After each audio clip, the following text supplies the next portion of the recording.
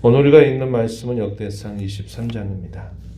이 역대상의 내용은 바벨론 포로 이후에 여호와의 성전을 재건하고 무너진 신앙을 재건하는 그런 목적을 두고서 특별히 다윗 왕조로부터 어떠한 일들이 과거에 있었는가 하는 내용들을 쭉 다시 한번 회상하면서 당시 그 백성들의 신앙을 어떻게 재건해야 될까 하는 것에 대한 교훈을 그들에게 되새기는 데 중요한 목적이 있습니다. 그래서 이 역대기의 아주 주요한 관심 가운데 하나가 무엇이냐면 여호와의 성전을 재건하는 것, 그리고 그 성전에서 예배가 회복되는 것에 지대한 관심을 가지고 있습니다. 그래서 이 역대상 가운데서 역대상 22장에서부터요 29장까지 쭉 여러 내용들을 통해서 기록하고 있는 부분은 바로 이 성전을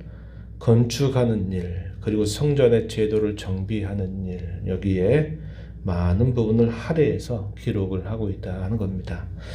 오늘 우리가 있는 23장의 내용은 레위인들이 당시에 몇 명이 되는가 하는 것을 파악을 하고 이 레위인들에게 역할을 부여하는 그런 모습들이 소개가 됩니다.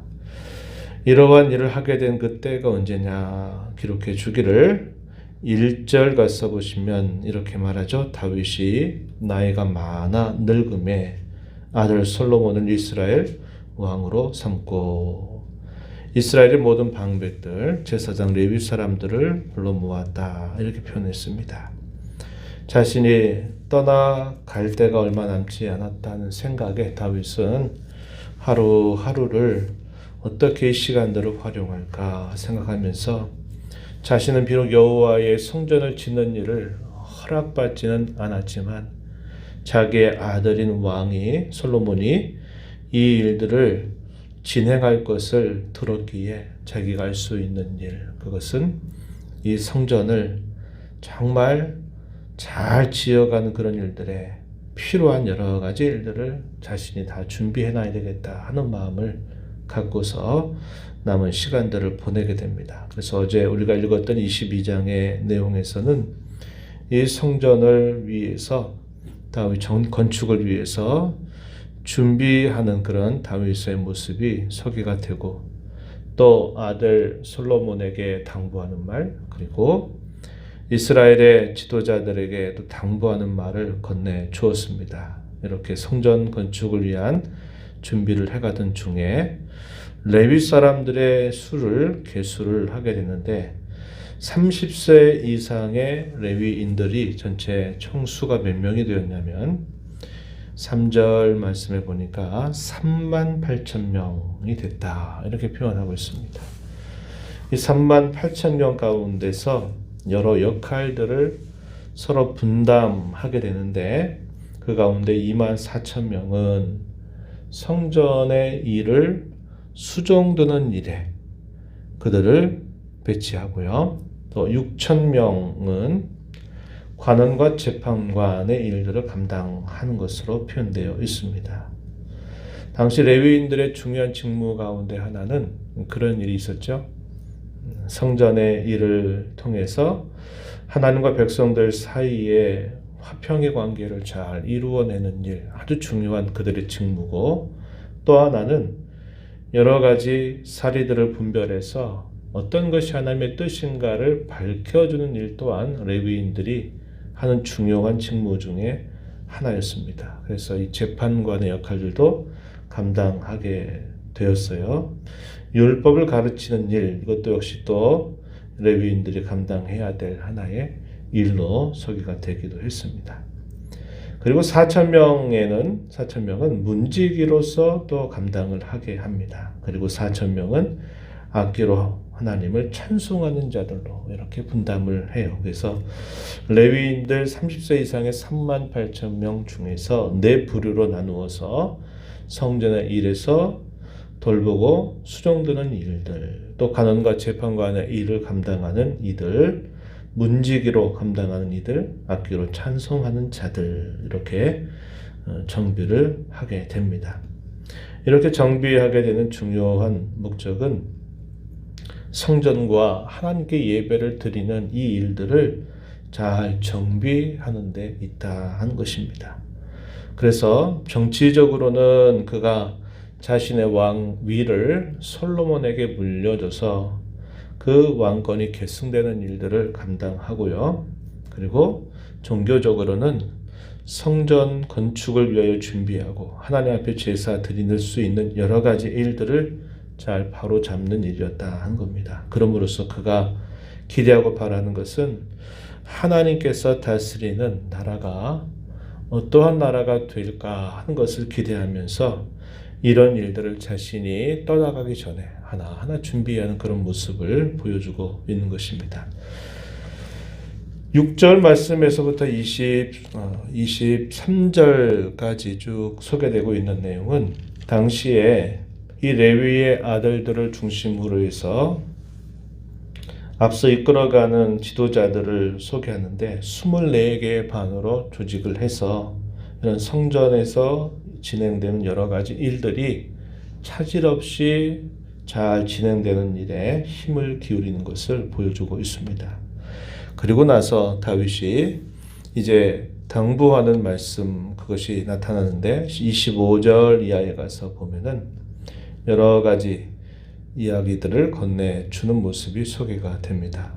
25절 가서 보면은 이스라엘 여호와께서 평강을 그의 백성에게 주시고 예루살렘에 영원히 거하시나니 레위 사람이 다시는 성막과 그 가운데서 쓰는 모든 기구를 맬 필요가 없다 이렇게 말을 했습니다. 예전에 여호와께서 정하신 곳에 성전을 짓기 전에는 소위 계속적으로 이동을 해야만 했단 말이죠. 이동을 해야 될 때에는 반드시 레위인들에게 규정된 그 담당자들 그리고 그 매는 방법에 합당하게 이것을 옮겨야만 했다 하는 것입니다. 그래서 그때에는 이 일들을 위해서 수고하는 자들이 필요했지만 이제 여호와께서 세우시는 중앙 성소, 이 예루살렘에 세워지는 성전의 경우에는 이 성막의 기구들을 다른 곳으로 옮겨 다니는 것이 아니라 이제 한 곳에 정착이 되는 일이 되기 때문에 더 이상 이 성막의 기구를 맬 필요가 없다 이렇게 말을 합니다. 그래서 그에 따라서 이제 적절하게 조절을 하는 모습이 소개가 됩니다. 다윗이 한 일이 다윗이 유언을 남겼던 말씀을 따라서 20세 이상으로 계수된 자들 그들의 숫자들 이렇게 소개가 되고요. 또 더 이상의 이제 성전 시대가 열리게 되면서 예전과 똑같은 방법으로 이제 운영을 할 수는 없는 것을 다윗이 잘 알고 일러주게 됩니다. 또 아론의 자손들을 도와서 여호와의 성전들 골방에서 섬기는 일들, 또 모든 성물을 정결하게 하는 일들, 이런 모든 일들에 관한 제반적인 일들을 정비하게 되는 모습이 소개가 됩니다. 28절 이하에 아론의 자손을 도와서 여호와의 성전들 골방에서 섬기고 모든 성물을 정결하게 하는 일, 곧 하나님의 성전에서 섬기는 일. 또 29절에 보면 진설병과 고운 가루의 소재물, 곧 무교 전병, 과자를 굽는 것이나 반죽하는 것, 이 모든 것들을 하나씩 다 챙기는 모습이 소개가 됩니다. 그리고 우리가 알고 있는 것처럼 아침과 저녁으로 항상 드리는 번제가 있었어요. 상번제라 표현을 하는데 이 아침과 저녁마다 서서 여호와께 감사하고 찬양하는 일들을 감당하게 합니다. 30절 가서 보면 표현이 되고요. 또 그들이 하나님 앞에 제사하면서 지켜야 될 중요한 절기들, 가장 기본이 되는 것이 안식일입니다. 그리고 또 매월의 첫날이 되는 초하루, 예전에는 월삭이다 이렇게 표현되어 있는 말이고요. 그 다음에 번제, 그리고 절기 때 드리게 되는 이런 모든 일들 잘 그들이 갖추어서 여호와 하나님 앞에 제사를 드리게 하는 일들, 또 하나님께서 명령하신 그 말씀에 따라서 그 일들을 잘 진행하라고 하는 일들, 이런 것들에 관해서 좀 이야기를 해주고 있습니다. 그리고 마지막 절 가서 보게 되면 회막의 직무, 성소의 직무, 그들의 형제 아론 자손의 직무를 잘 지켜서 여호와의 성전에 수종드는 일들을 다윗이 잘 정비하는 모습이 소개가 되고 있어요. 그래서 오늘 우리가 있는 23장의 내용은 이 레위인들이 성전에서 어떤 일들을 감당해야 될지를 잘 정비해서 질서를 만들어주고 그 모든 일들을 자신들에게 맡겨진 여러 일들을 분담해서 잘 감당하도록 하는 일들을 정비해주고 있는 것을 보게 됩니다. 이런 일들이 왜 중요하냐 하는 것은 우리가 여러 차례 살펴온 것처럼 하나님과 그 백성 사이에 하나님과 관계를 맺을 때 그들이 이 제사라고 하는 것, 하나님 앞에 그들이 드리는 이 제사를 통해서 자신들의 죄가 용서를 받고 또 자신들이 하나님과 깨어졌던 관계가 회복이 되고 화평 관계가 잘 이루어지는 일들은 이스라엘 백성들에게 있어서는 가장 중요한 일에 속하는 부분입니다. 그래서 이 성전과 제사에 관한 이 부분들은 다른 어떤 것과 비교했을 때 결코 이것이 무시돼서는 안 될 아주 중요한 본분에 해당이 됩니다. 이 일들이 그들이 잘 진행이 되면 하나님과 그 백성 사이의 관계가 잘 유지가 돼서 그들이 삶이 평화를 누리고 하나님 기뻐하시는 일들을 그들이 잘 준행하여 행할 수 있게 되지만 그렇지 않게 될 때는 가장 근본적인 문제가 벌어지게 돼서 이것이 결국 그들이 살아가는 모든 삶의 전반에 다 그 영향이 미치게 되면서 그 나라가 평화를 누릴 수 없게 되는 그런 일들이 따라오게 된 겁니다.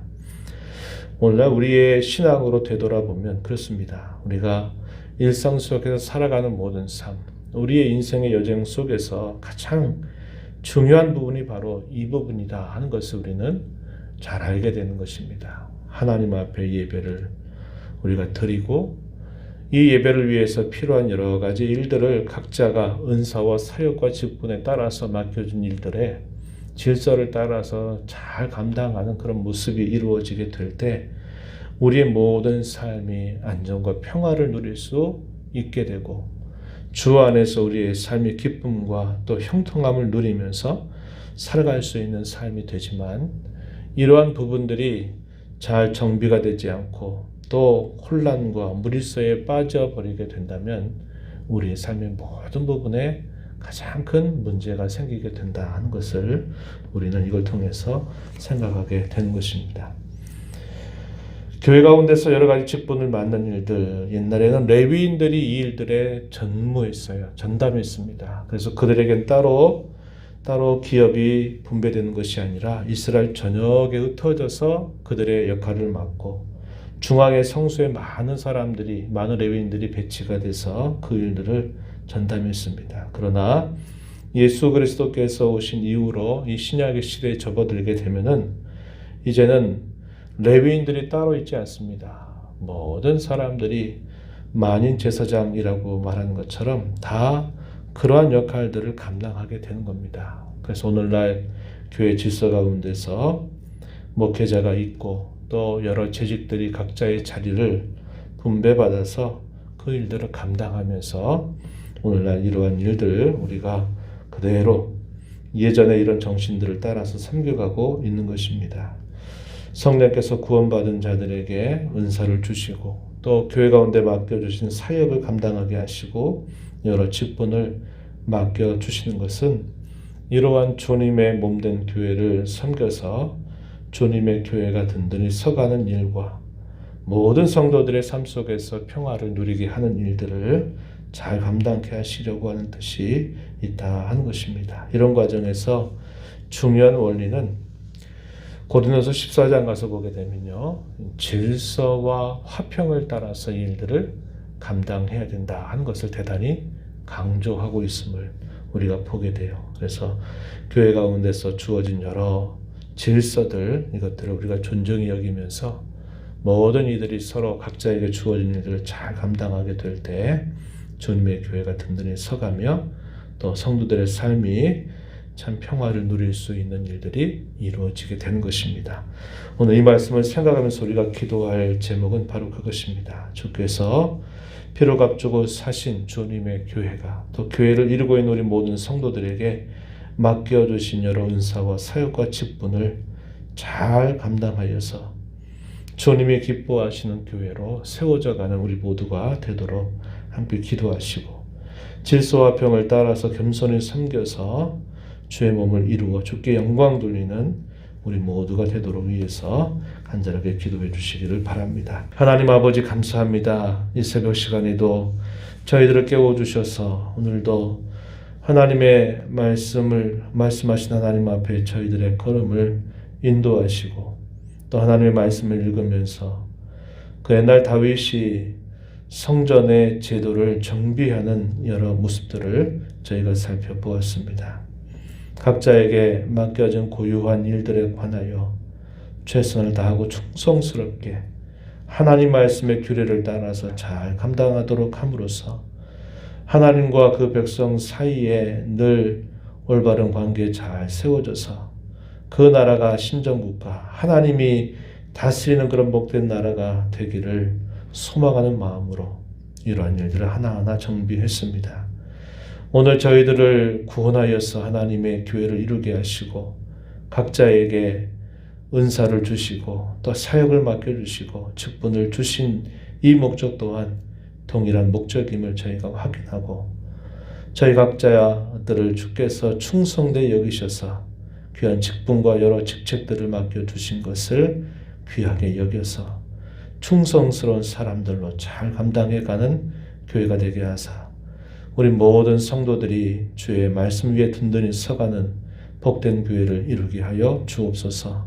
은혜의 보좌 앞에 나와서 아버지의 은혜를 간절하게 구하는 모든 심령들의 간구를 기울여 주시고 응답하시기를 바라며 예수님 이름으로 기도하옵나이다. 아멘.